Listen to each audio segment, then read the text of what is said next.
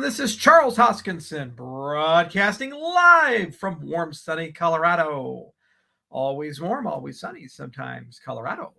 Today is November 21st. Get pretty close to Thanksgiving, and it is 2021. And today, Sunday, is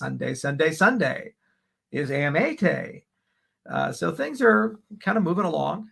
Certain countries don't celebrate Thanksgiving. It's kind of an American holiday. Canadian holiday, October, November. Europe, not so much. Asia, not so much. So development continues. People are chugging away, working hard.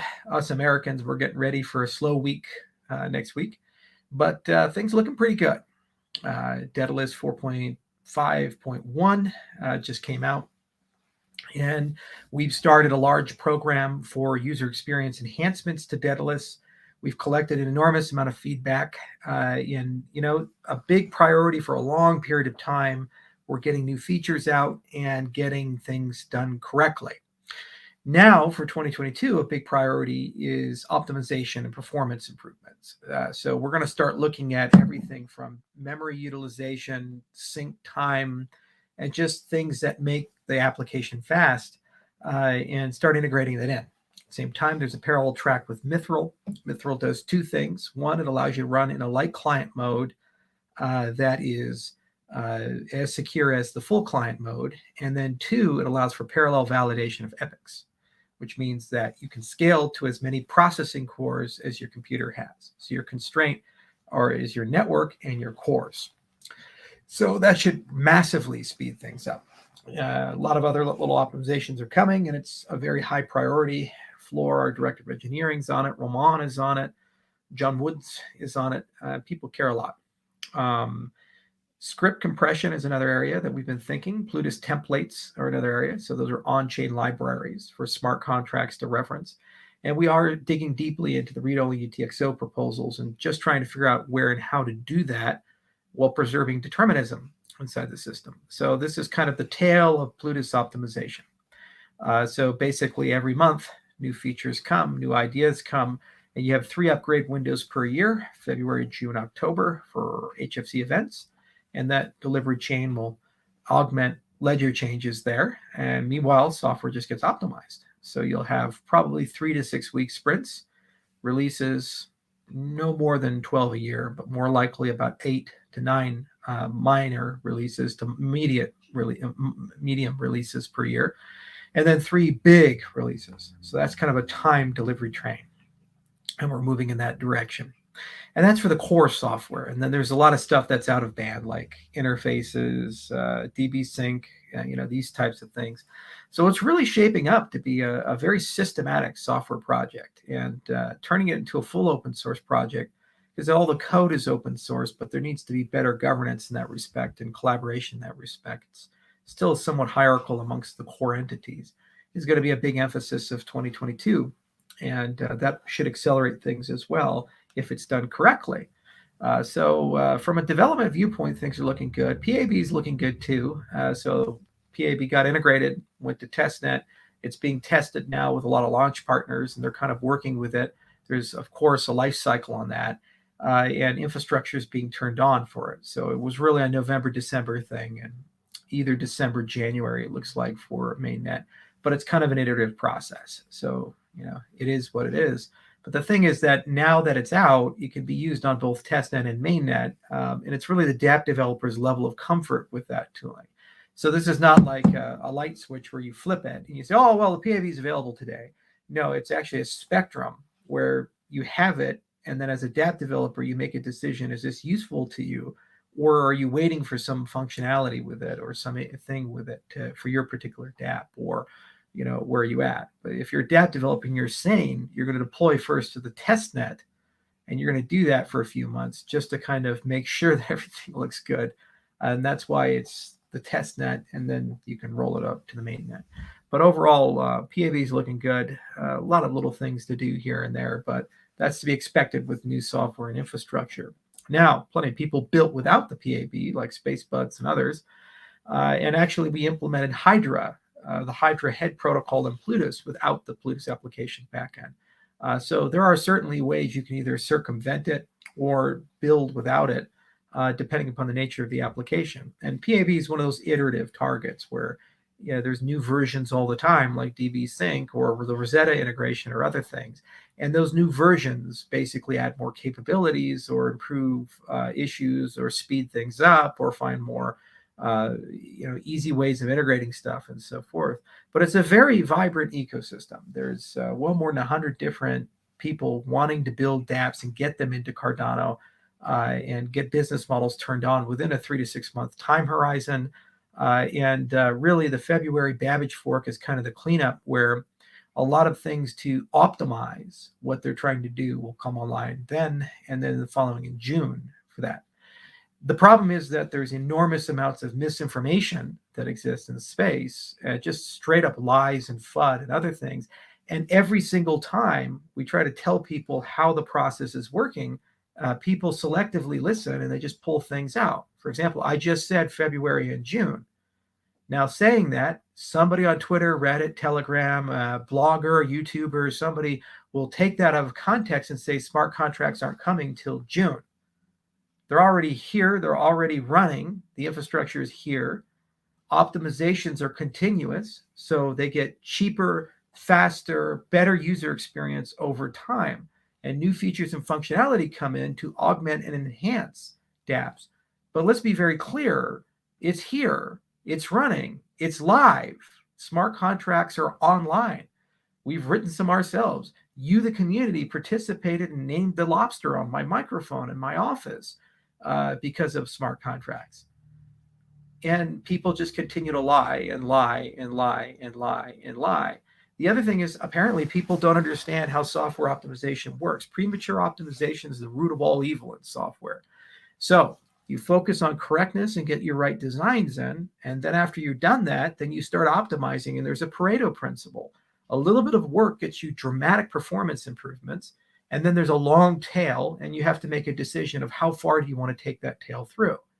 And there are protocols, not science, but existing protocols, meaning that they're already designed by the scientists. We already know they're secure.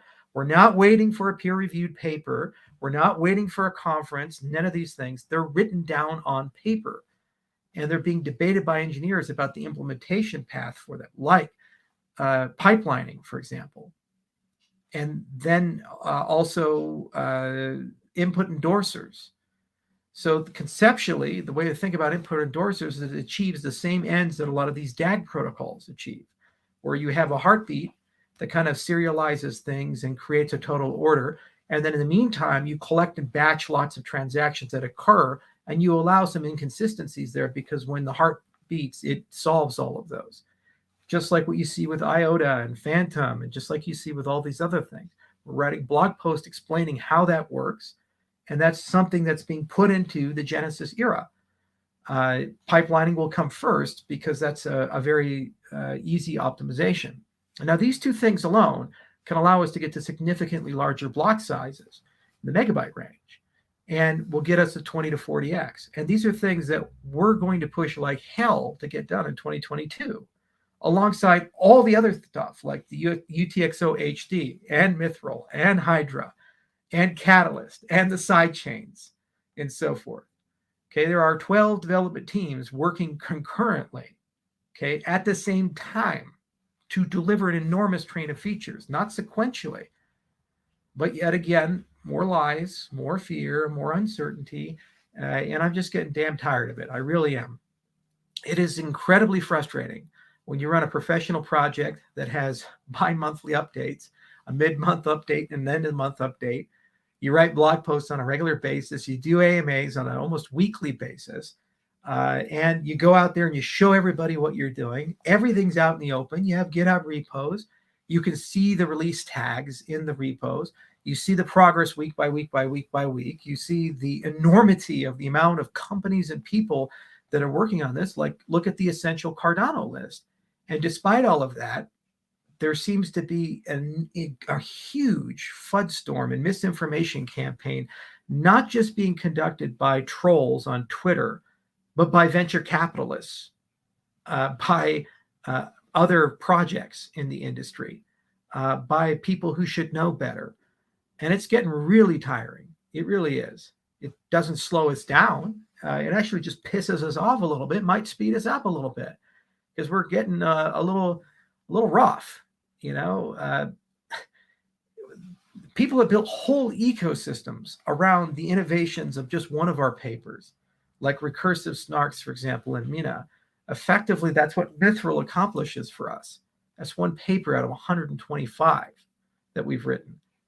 If you look at the Ouroboros agenda and how this thing is pushed out, in all the problems that have been solved, from ledger redux to Chronos and so forth, you'll see terms like fast finality and subjectivity. And so we don't really have to worry about that as an ecosystem. The theory is on bedrock, and we know exactly how to roll things out. Looks like throughput's going to be a high priority for 2022. So go do that. You get fast finality from the side chains and from the Hydra network. Pretty good bundling of features and functionality. So it's a little bizarre. You try not to let it bother you, but it does bother some people in the community, and it creates just so much noise. Now, on the other hand, the collaborations with the dApp developers has been very, very good. We've learned a lot working with talking to people from Meld and Sunday and other things, and they just keep coming to us on a weekly basis, and there's an overwhelming demand there. Progress on the certification program is also looking good. We have 3 certification levels, 1, 2, and 3. We've been working very closely with runtime verification. They're actually working right now on case semantics for Plutus, and we're trying to build a bunch of certification levels and tooling. They call it the Alpha Frontier program. I just posted an article today from Decrypt. They said $10.5 billion, not million, $billion has been stolen or lost to fraud or design flaws as a consequence of poorly written DeFi. Either it has backdoors, or the developers didn't know what they were doing, or there's protocol flaws, or people steal money or game the system. $10.5 billion of value this year alone because of crummy software. That's why certified software is necessary, because right now the financial incentives are move fast and break things. They get the money, you get the bill. Again, move fast and break things. They get the money, you get the bill. That's DeFi of today. Real Fi is about certification.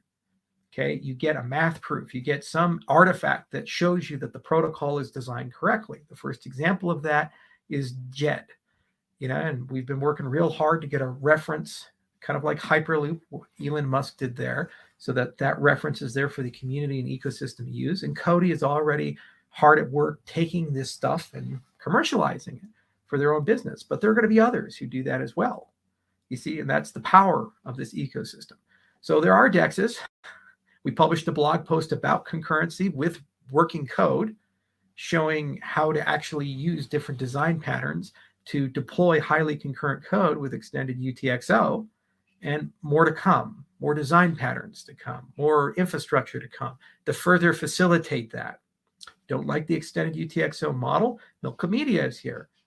And it's already starting to accrue interest, and that's coming imminently in the next 60 to 90 days. And I think they're already on the testnet side of things. And that's full EVM interoperability with Cardano. So you have that option. And then there's obviously Mamba.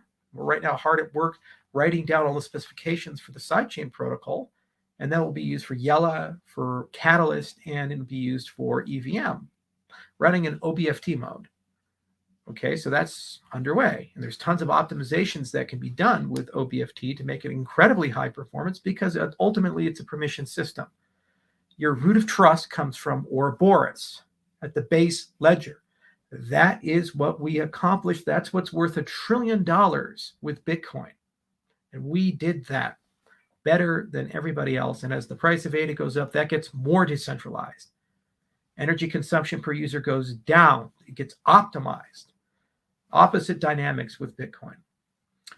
With that root of trust, you can bootstrap many permission ledgers that can be used for computation. You read the original Cardano white paper. Remember Paul Halmos. Tell them what you're going to do it, and tell them what you did. Okay, so we told you what we were going to do in 2016. CSL, CCL, Cardano settlement layer, Cardano computation or control layer. So those side chains, those are control layers, computation layers, which can be highly optimized. And because you have a solid root of trust at the base level, it has the same trust model as the base ledger. Okay. And that's what's happening. And we have a great team of people doing that. We know it works because we took all the knowledge that we gained from building a full Ethereum Classic node and we've rolled it on over to Cardano. That entire team got moved over.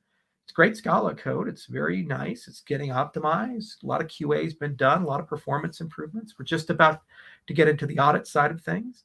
And EVM runs there. If you don't like that, use the Milkimedia EVM. Okay. So if you want an accounts model, you want to live in that weird world, go ahead. It's there. And all the Ethereum tooling works there.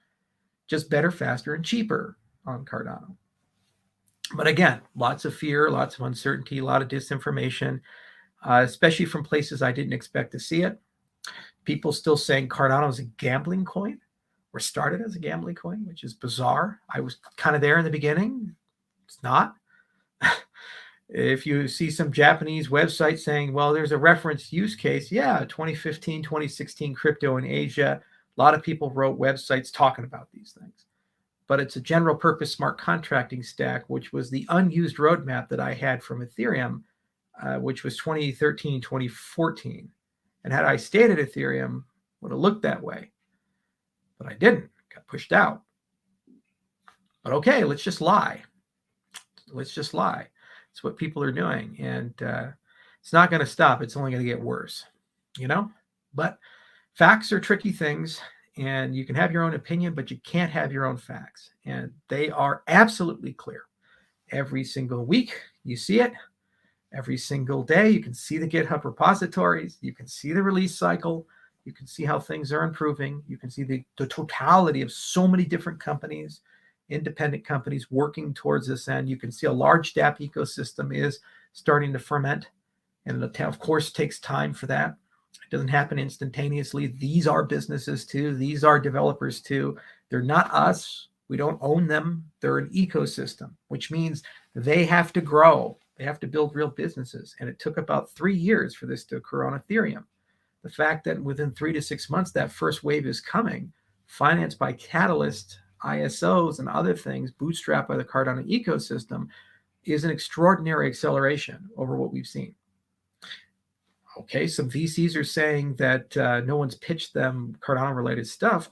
Well, the C Fund, we've been investing in various things here and there.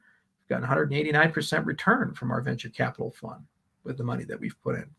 Pretty good. Doing well there. Catalyst has given grants for over 300 projects in 2021. 300. At this current growth of funding, it could be up to 2,000 in 2022. So we're seeing a lot of interest floating around. And a lot of companies are coming. They want to migrate or do something with Cardano, like Possessia, for example. But I guess it just depends on where you look.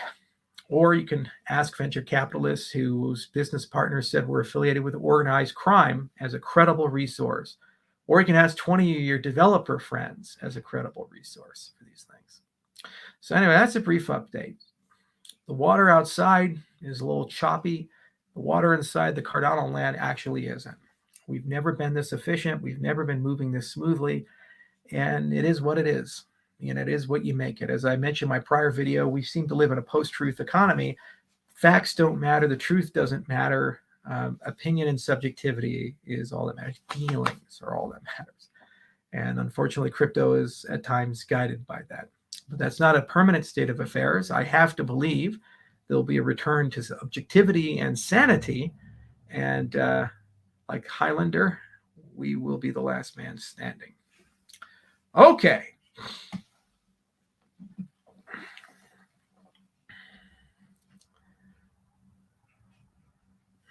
Let's get to your questions.